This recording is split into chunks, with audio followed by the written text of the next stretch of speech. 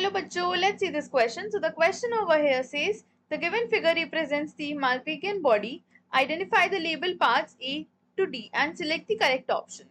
Option A efferent arteriole, B efferent arteriole, C Bowman's capsule and D proximal convoluted tubule.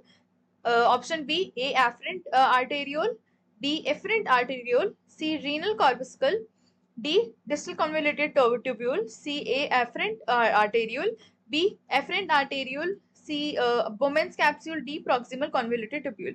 Option number D is A afferent arteriole, B efferent arteriole, C Bowman's capsule and D distal convoluted tubule.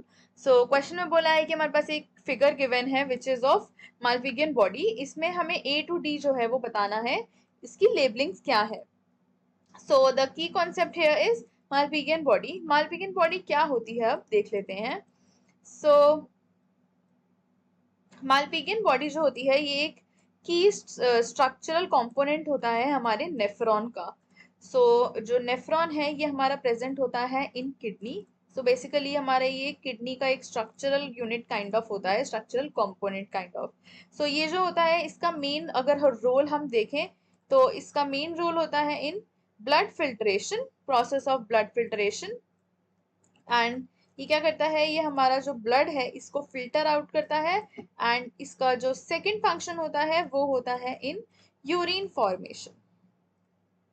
सो अगर हम इसकी बात करें कि किसके name के after किया गया था, so this structure was named after Marcello Malpighi. So what he did is, ये एक ऐसे इटालियन साइंटिस्ट थे जिन्होंने इटालियन फिजिशियन एंड बायोलॉजिस्ट थे जिन्होंने who is the founder of microscopic anatomy. So if हम अगर इसके स्ट्रक्चर की बात करते हैं तो इसके दो मेन कंपोनेंट्स होते हैं. द फर्स्ट कंपोनेंट जो होता है इसका वो होता है ग्लोमेरुलस. एंड जो इसका सेकेंड कंपोनेंट होता है वो होता है बोमेन्स कैप्सूल. सो अगर हम फर्दर बात करते हैं गिवन जो डायग्राम की लेबलिंग्स हैं, अगर हम ए देखें A section, so A section जो है हमारा वो गिवन है एज एफरेंट आर्टेरियोल. सो ए जो लेबलिंग है हमारी वो है हमारा एफरेंट आर्टेरियोल. ये जो होता है ये क्या करता है, it brings blood to the glomerulus. So ये क्या करता है, ये हमारा ब्लड लाता है ग्लोमेरुलस तक.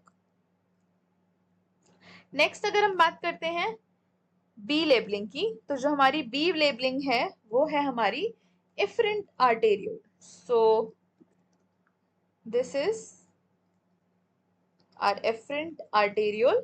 एंड एफरेंट आर्टेरियोल का जो रोल क्या होता है वो देख लेते हैं. एफरेंट आर्टेरियोल जो होता है it carries blood away from glomerulus after filtration. So जब फिल्ट्रेशन हो जाती है तो ये क्या करता है, ग्लोमेरुलस से ब्लड लेता है एंड वहां से अलग चला जाता है. सो ये मेन इसका होता है after filtration. So this is after filtration. अगर हम कंपोनेंट सी की बात करते हैं तो जो हमें सी मेंशन है इमेज में, अगर हम उसको देखें तो वो है हमारा बोमेन्स कैप्सूल.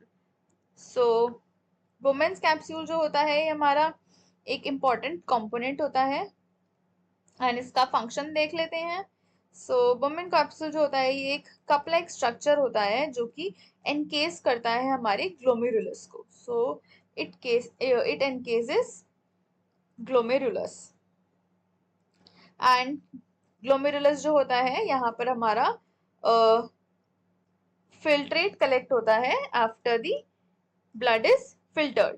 सो अगर हम कंपोनेंट डी की बात करें जो हमें इमेज गिवन है which is the proximal convoluted tubule. So हमारा जो डी पार्ट है वो है हमारा पीसीटी और हम इसको कॉमनली बोलते हैं प्रॉक्सिमल कॉन्वोल्यूटेड ट्यूब्यूल. सो इसका फंक्शन क्या होता है, सो जो हमारा प्रॉक्सिमल कॉन्वोल्यूटेड ट्यूब्यूल होता है ये क्या करता है, हमारा फर्स्ट सेगमेंट होता है ऑफ द नेफ्रॉन एंड ये फिल्टर करता है ये जो होता है of the nephron tubule that filtrate enters after leaving the Bowman's capsule. So जो फिल्ट्रेट होता है वुमेन्स कैप्सूल से निकलने के बाद यहाँ पर एंटर करता है। So अगर हम so therefore the correct answer for this given question is option number C, that is A, afferent arteriole, B, efferent arteriole, C, women's capsule, and D, proximal convoluted tubule. Hope you understood it well. Best of luck.